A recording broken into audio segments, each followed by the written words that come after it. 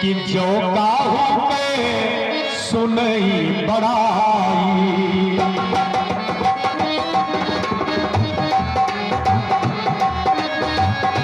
जो काहू पे सुनई बड़ाई, सुनई बड़ाई, श्वास ले चलो जूरी आई।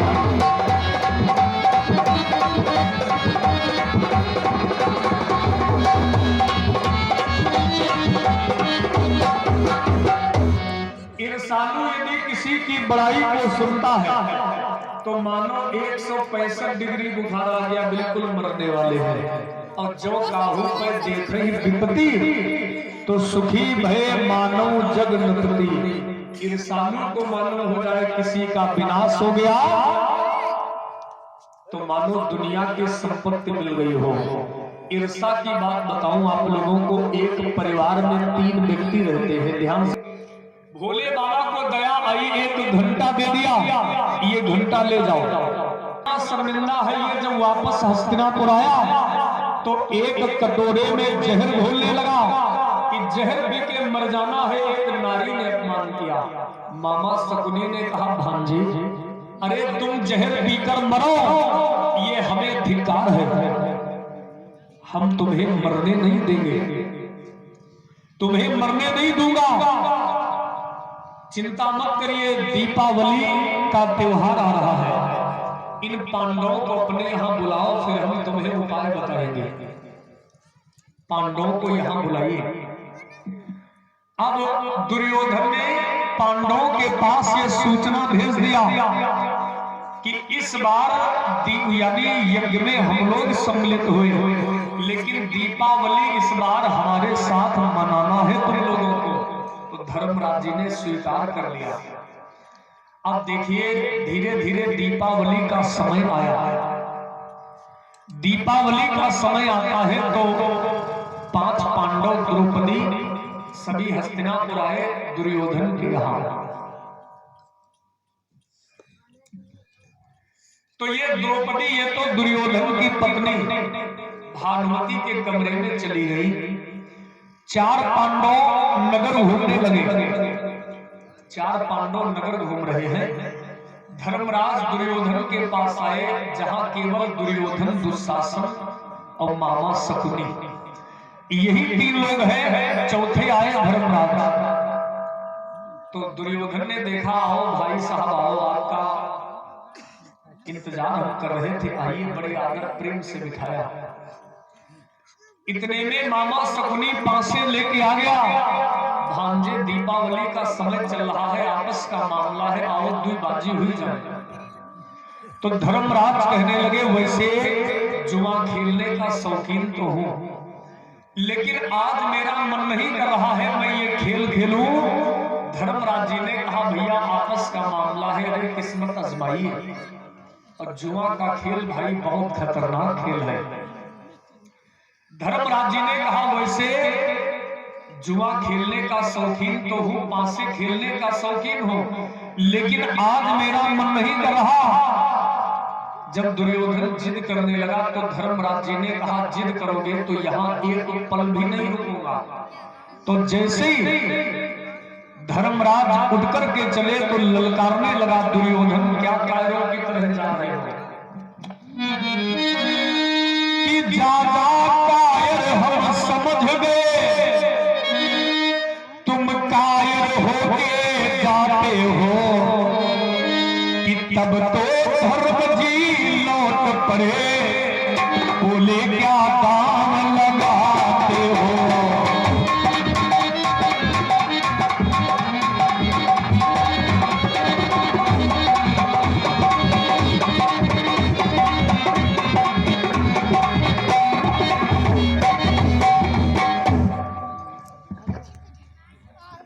ध्यान दीजिएगा, जब दुर्योधन ने ये कह दिया क्या कायरों की तरह जा रहे हो, तो धर्मराज वापस आ गए, बोले क्या दांव पे लगा रहे हो, लगाओ क्या दांव पे लगा रहे हो।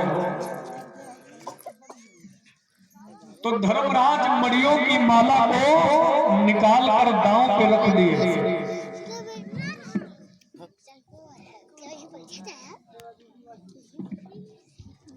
श्री राधे। बोलिए दुर्गा मैया की। तो ध्यान दीजिए, कथा में मन को लगाइए। धर्मराज मणियों की माला को दांव पे लगा दिया। ये मेरी माला लगी है। तो दुर्योधन ने भी मणियों की माला को जब दांव पे लगाया, अब ऐसा अधर्म वाला पासा पलट गया।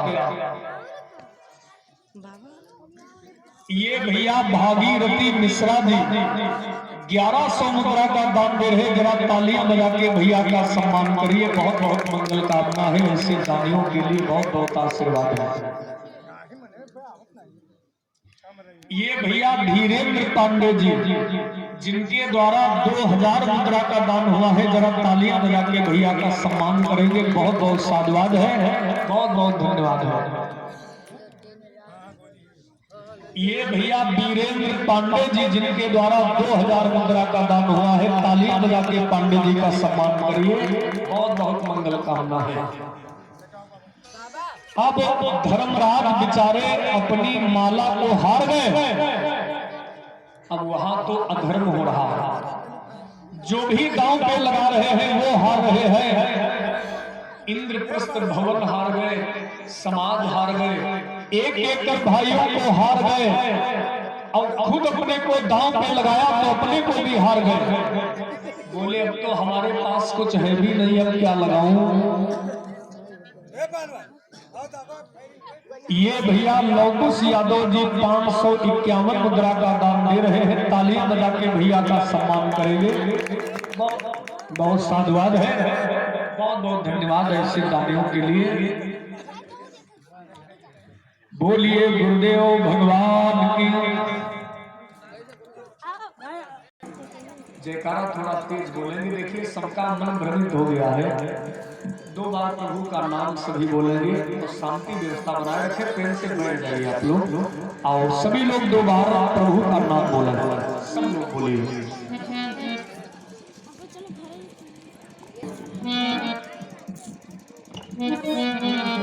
मीठी मीठी तालियां बजाते हुए प्रेम से बोलेंगे। सभी बोलिएगा कि तू मेरा यार है, मेरा दिलदार है। तू मेरा यार है, मेरा दिलदार है। काली कमली वाला मेरा यार है, मेरा यार है। मेरे मन का मोह तू दिलदार है।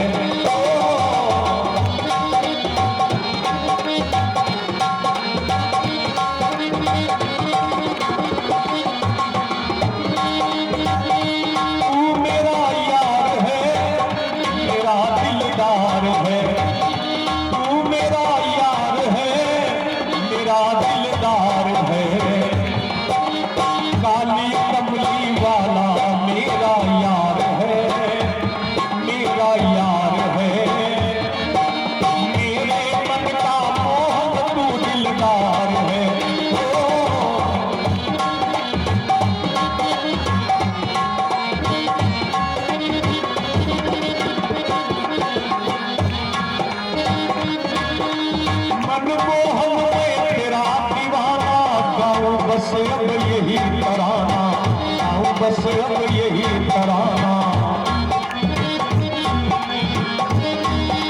श्याम सलोने तू मेरा रिजवार है। मेरे मन का मोह तू दिलदार है।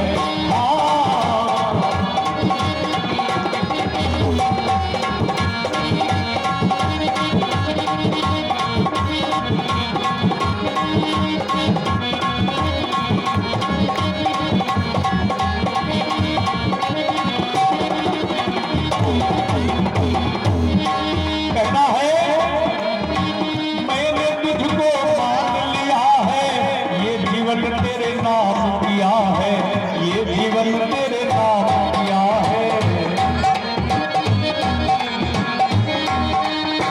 मैंने तुझको मान लिया है, ये जीवन तेरे नाम किया है, ये जीवन तेरे नाम किया है। और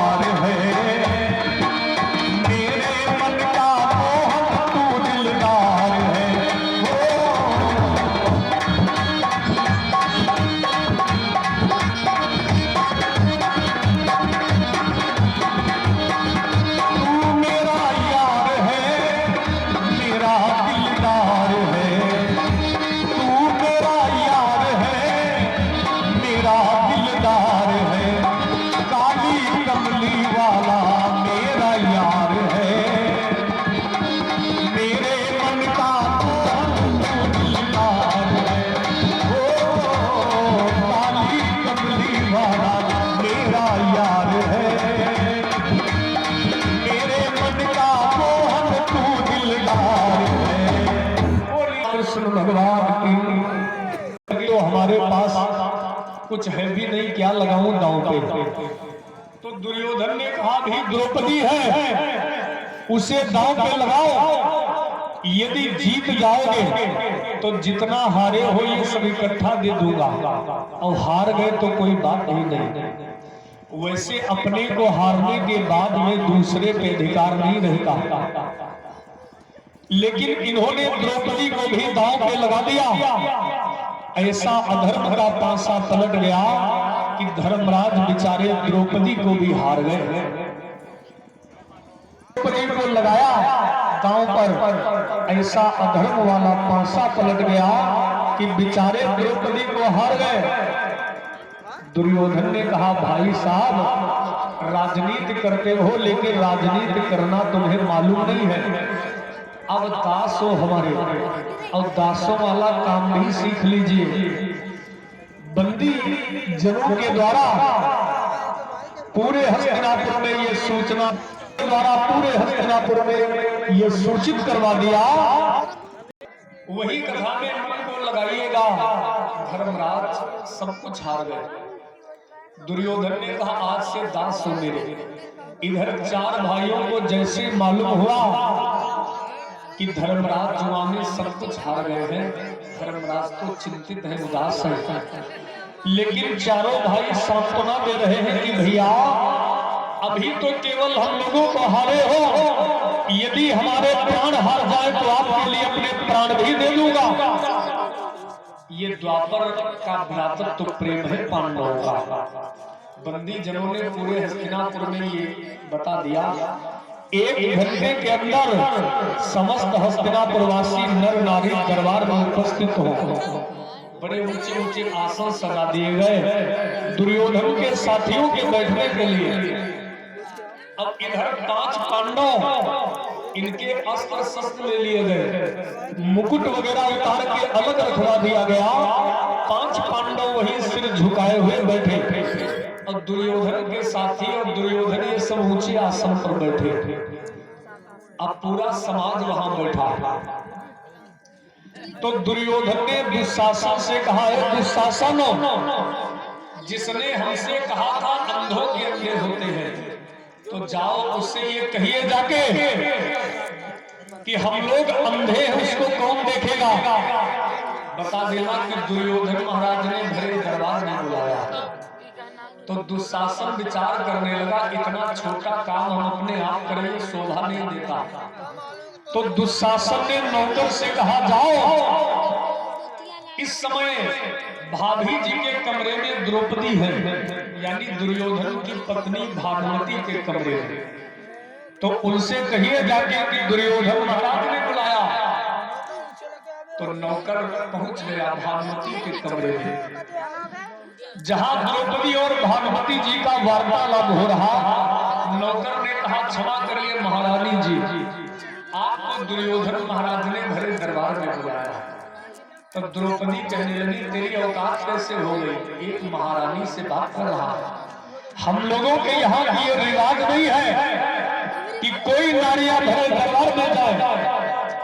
भानुमति ने भी उसे फटकार दिया। भानुमति ने कहा जाओ, हमारे यहाँ की रिवाज ये नहीं है कि नारियां भरे दरबार में जाए। और सुनो, यदि वो तुम्हारे महाराज दुर्योधन महाराज यदि दरबार के महाराज हैं, तो मैं उनकी पत्नी हूँ, मैं भी महलों की रानी हूँ, द्रौपदी नहीं जाएगी। तो नौकर ने कहा क्षमा करिए, इन्हें बुलाया गया है। तो भानुमति जो दुर्योधन की पत्नी है वो दांत पीसने लगी।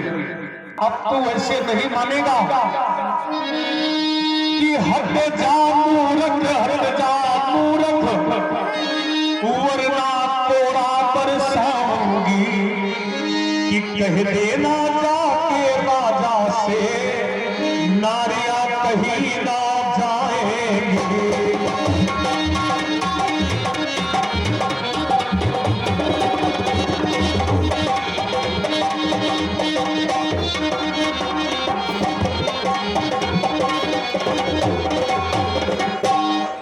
भानुमति ने फटकार दिया, अरे कायर, अब तू ऐसे नहीं मानेगा, तेरे पर मार पड़ेगी। तो नौकर सीधे चला आया दुर्योधन से आकर बोला, क्षमा करिए, उन्होंने यहाँ आने से मना कर दिया। तो दुर्योधन ने दुशासन से कहा, मैंने तेरे से कहा था तुम जाओ, यदि वो ऐसे आ रही है तब तो ठीक है, नहीं तो उसको खींच लाओ। खींचते हुए ले आई, अरे वो दासी है, उसका कैसा मान और कैसा सम्मान। अब दुशासन बड़े क्रोध में गया, द्रौपदी से जाकर बोला, बहुत बड़ी महारानी हो, सुनो, तुम्हारे पति जुआ में सब हार गए हैं। इंद्रप्रस्थ भवन समाज और तेरे 5 पति, अब वो हमारे दास बन चुके हैं और आप दासी बन चुकी हो। चलिए बड़े भैया ने बुलाया। तब द्रौपदी ने कहा, दुशासन ऐसी मजाक मत करिए भैया, हमें डर लग रहा है। दुर्योधन ने कहा, मजाक नहीं कर रहा हूं, ये सच है, चलना होगा तुम्हें, और यदि ऐसे नहीं चलोगी तो खींच के ले चलूंगा। तो द्रौपदी ने कहा, दुशासन, समाज में चलने से हमको डर नहीं है, लेकिन समाज में चलने के लायक नहीं हुई समय कह रही हो, इसलिए कि मत ले चलो। शेष कल का दिन और है, जिन्हें जो श्रद्धा के सुमन अर्पण करने हैं, जिनका आश्वासन है, वो सब जमा करने, कल का दिन और है। केवल बोलिए भक्त और भगवान की। जब द्रौपदी ने मना किया तो दुशासन झपट कर द्रौपदी की कलाई को पकड़ लिया, ऐसा झटका लगाया तो द्रौपदी धड़ाम से गिर गई। वही केस पकड़कर घसीटने लगा। तो द्रौपदी ने कहा, दुशासन भरे समाज में हमारी बेइज्जती करने न ले चलो, छोड़ दो हमें। अरे भैया, यदि तुम्हें ले चलना ही है तो सुनो, ले जाना है यदि सभा बीच तो भिजवा दो किसी कसाई पर। किसी कसाई के पास ले चलकर हमारी गर्दन को कटवा दो, लेकिन ऐसी बेइज्जती हमारी न करो। ले जाना है यदि सभा बीच तो भिजवा दो किसी कसाई पर सभा बीच में ले न चलो, एहसान करो भौसाई पर।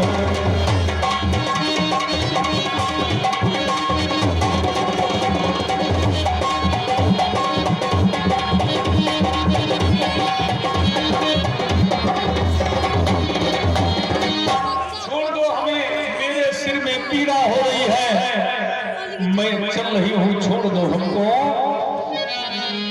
द्रौपदी रो के कह रही है, दुशासन कह रही है, दुशासन की तात चलती हूं, मुझे श्वास तो ले ले।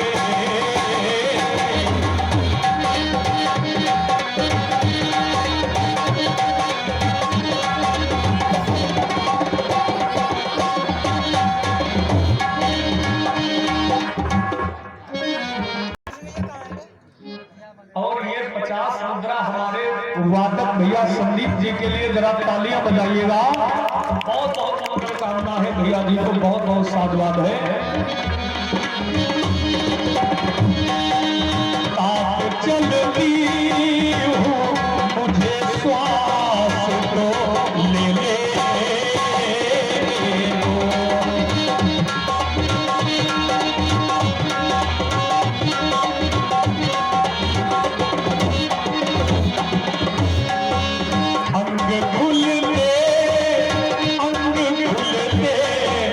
अंग खुलते हैं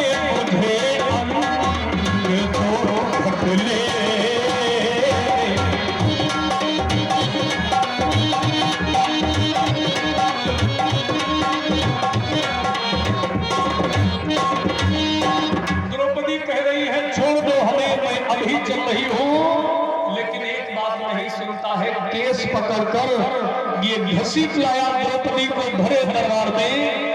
अब तो दुर्योधन के साथी तालियां बजाने लगे, वाह भैया वाह, बहुत सराहनीय कार्य किया है। दुर्योधन ने कहा अब खड़ा खड़ा मेरा मुंह देखेगा, ए दुशासन इसको नग्न कर दो।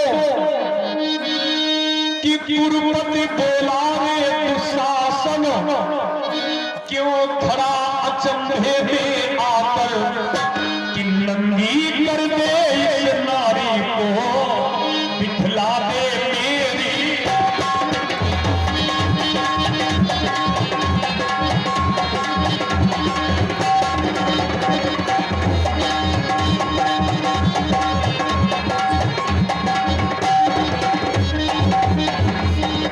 दुर्योधन ने द्रौपदी के प्रति जैसे अपशब्द कहा तो भीम से नहीं रहा गया। सबसे ज्यादा द्रौपदी को यदि कोई मानता है तो भीमसेन। भीम खड़े हो गए, कहा है दुर्योधन, जो द्रौपदी के प्रति तुमने अपशब्द कहा है तो भीम की पहली प्रतिज्ञा, ये द्रौपदी नहीं बल्कि हमारी एक गदा आएगी एक दिन तेरी उसी जंघा पर। भीम ने कहा बैठ जाए, तो दुर्योधन नाराज हो गया, अरे भीम बैठ जाओ, दास तो हमारे जो कर रहा हूं ये केवल देखिएगा। भीम बैठ गए। दुर्योधन ने दुशासन से कहा आगे बढ़ो, अरे क्या डर गए हो?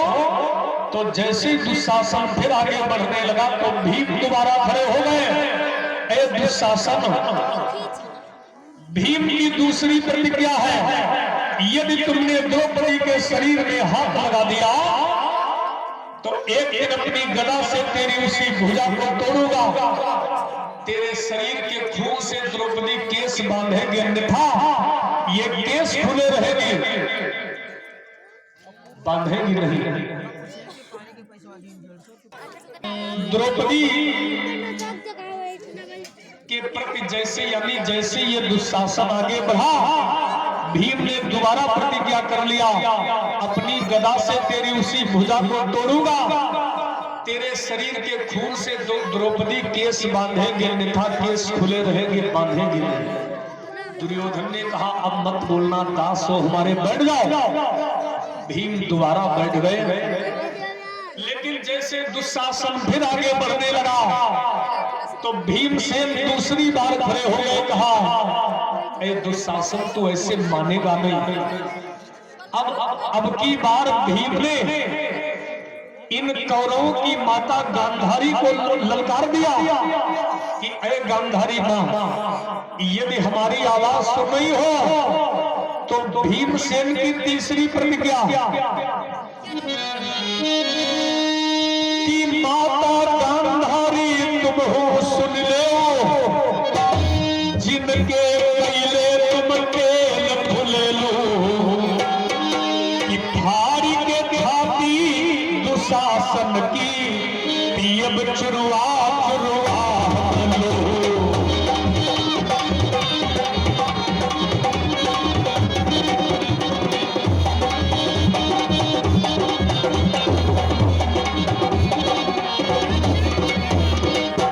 साउंड के आगे से थोड़ा सा भीमसेन ने तीसरी प्रतिज्ञा कर लिया कि ए दुशासन मैं तेरी छाती को फाड़कर तेरे लहू को पीऊंगा, तेरा खून पीऊंगा।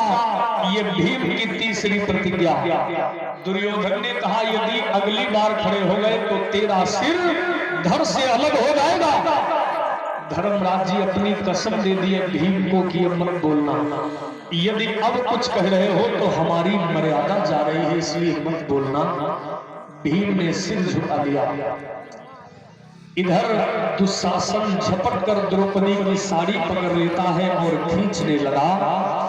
द्रौपदी साड़ी को दांतों से पकड़े है, हाथों से पकड़े है, वो एक निगाह चारों तरफ डाला। अरे यहाँ सभी अपने बैठे हैं, कोई हमारे बाबा जी हैं, कोई गुरुदेव जी हैं, कोई आचार्य जी हैं, ऐसे ऐसे महारथी बैठे हैं, ये हमें बेइज्जत नहीं होने देंगे। तो द्रौपदी एक तरफ निगाह जिसकी तरफ डालती है वो सिर झुका लेता है। वो नीचे को सिर झुका लेता तो द्रौपदी ने सबसे निवेदन किया। तो इतने में कर्ण कहने लगा कि हे दुशासन, अरे जल्दी से इसको नग्न कर दो। अरे इसका मान और अपमान कैसा? इसका कोई मान और अपमान नहीं है। तो भीम फिर खड़ा हो, यानी खड़े होना चाहते हैं, लेकिन धर्मराज जी ने तुरंत रोक लिया। रुक जाओ भीम, मत बोलो। द्रौपदी ने एक निगाह चारों तरफ डाला और जिस किसी से निवेदन कर रही है वो सिर झुका रहा है। जिस किसी से कह रही है, अरे आप लोग इतना ही बताओ कि मेरे पति पहले अपने को हारे कि हमको हारे। ये सच बताने वाला, सच बोलने वाला भी वहां कोई नहीं है, क्योंकि जो जैसा अन्न खाता उसका मन वैसे होता, जो जैसा पानी पिएगा उसकी वाणी वैसी होगी। वो लोग अन्न दुर्योधन का खा रहे हैं, सिर झुका लिया।